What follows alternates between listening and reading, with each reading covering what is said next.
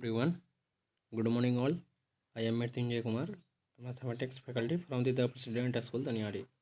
आज हम लोग इस लेक्चर में मेंसुरेशन चैप्टर में हम लोग कोण के बारे में सीखेंगे, क्योंकि मेरा एक 3D ऑब्जेक्ट कोण बचा हुआ है। हम लोग ऑलरेडी सिलेंडर और स्फीयर कवर कर चुके हैं और आज हम लोग कोण सीखेंगे। तो आप लोग जो आपका क्वार्टरली एग्ज़ाम 4 तारीख से होने वाला है, आप लोग उस पे भी फोकस कीजिए और आपका सिलेबस यहीं तक रहेगा। मेंसुरेशन चैप्टर जो है यहीं तक आपका सिलेबस है एग्ज़ाम का। तो चलिए शुरू करते हैं लेक्चर। कोण, तो कोण जो हम लोग पढ़ते हैं उसे हम लोग राइट सर्कुलर कोण भी बोलते हैं। राइट सर्कुलर कोण भी बोलते हैं। जिससे जो हम लोग सिलेंडर पढ़े थे उसे हम लोग राइट सर्कुलर सिलेंडर भी बोलते थे उसे, क्योंकि उसके बेस के पास जो एंगल होता है 90 डिग्री का होता है। इस कारण उसे हम लोग राइट सर्कुलर सिलेंडर बोलते थे।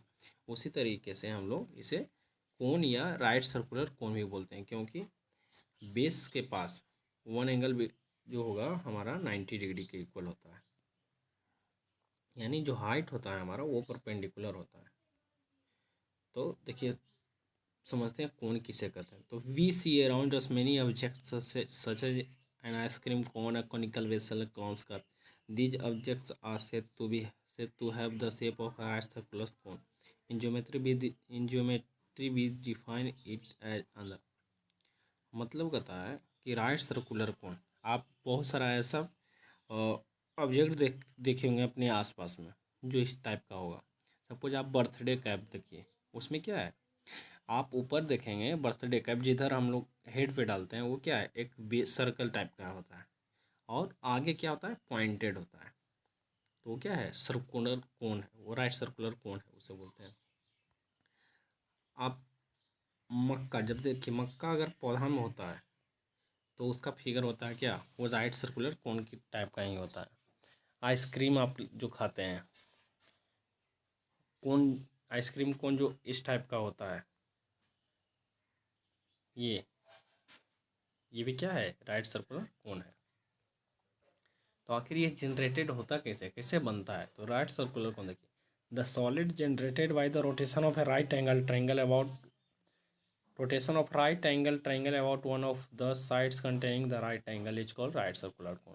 मीन्स अगर हम राइट एंगल ट्रायंगल में अगर जो राइट एंगल जो साइड के पास राइट एंगल है अगर उसको रोटेट करेंगे तो हमारा राइट सर्कुलर कोण बनेगा।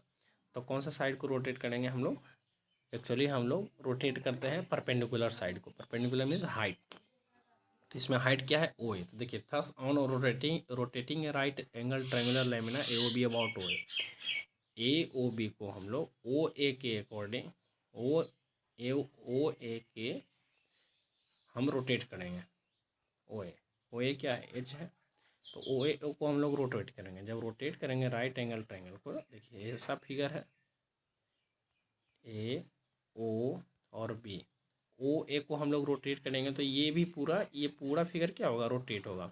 तो रोटेट होगा हमारा, तो ये साइड से ये देखिए बेस से हमारा क्या जनरेट होगा, नीचे सर्कल जनरेट होगा, बेस से हमारा सर्कल जनरेट होगा और ये बेस ही हमारा उस सर्कल का रेडियस होगा। ये बेस जो है हमारा वो सर्कल का रेडियस होगा।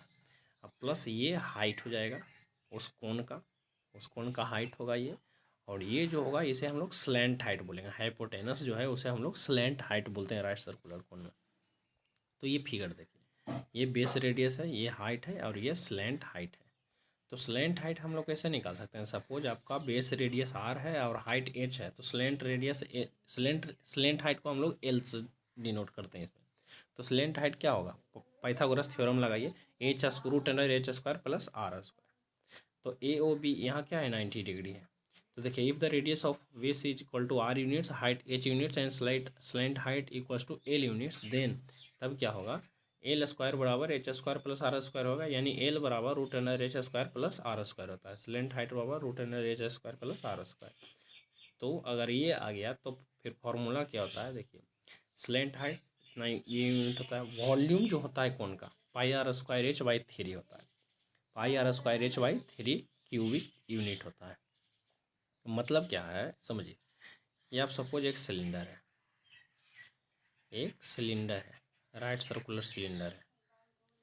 अब इस सिलेंडर को हम बराबर 3 पार्ट में हम अगर डिवाइड कर दिए, देखिए एक पार्ट ये हुआ, एक पार्ट ये हुआ, एक पार्ट ये हुआ, तो बराबर 3 पार्ट में हम लोग डिवाइड किए, तो इसका वॉल्यूम, सिलेंडर का वॉल्यूम क्या होता है, पाई आर स्क्वायर एच।